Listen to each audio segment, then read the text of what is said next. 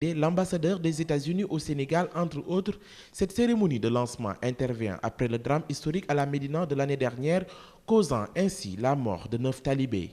Ce partenariat permettra en partie de venir en aide à ces enfants talibés exposés aux multiples dangers de la rue, ceci pour leur permettre d'avoir une bonne éducation et formation de qualité dans ces daras modernes afin que le drame qu'a connu la Médina il y a environ 6 mois ne soit désormais qu'un mauvais souvenir. Nous n'avons rien contre l'enseignement coranique. Nous avons un problème contre des escrocs, des bandits de grand chemin, national et international, frontalier, transfrontalier. Madame et monsieur le maire, j'ai entendu que dans votre comité de pilotage, vous avez intégré la police.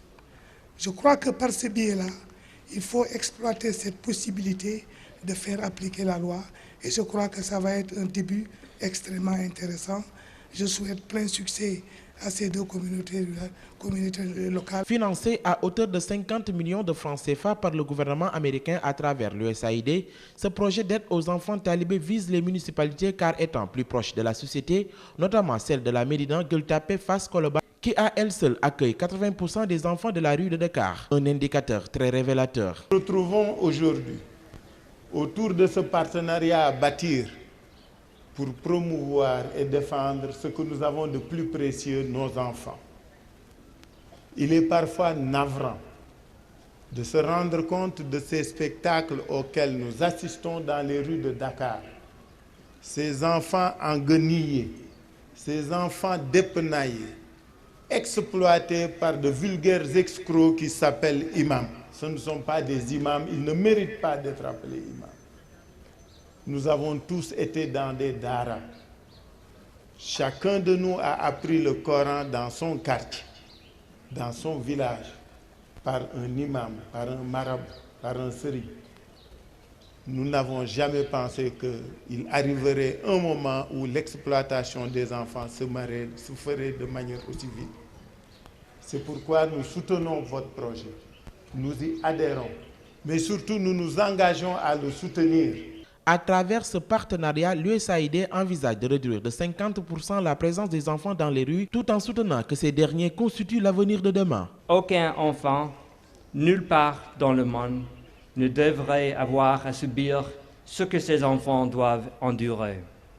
Je sais que vous êtes tous d'accord sur le fait que la place d'un enfant est dans une salle de classe et dans son foyer. Les enfants ne devraient pas être contraints à la mendicité forcée et ils ne devraient en aucun cas être frappés pour ne pas avoir rapporté assez d'argent, de sucre ou de riz. Durant mon mandat en tant qu'ambassadeur, c'est avec une grande admiration que j'ai vu le peuple sénégalais aider les enfants qui vivent dans le rue.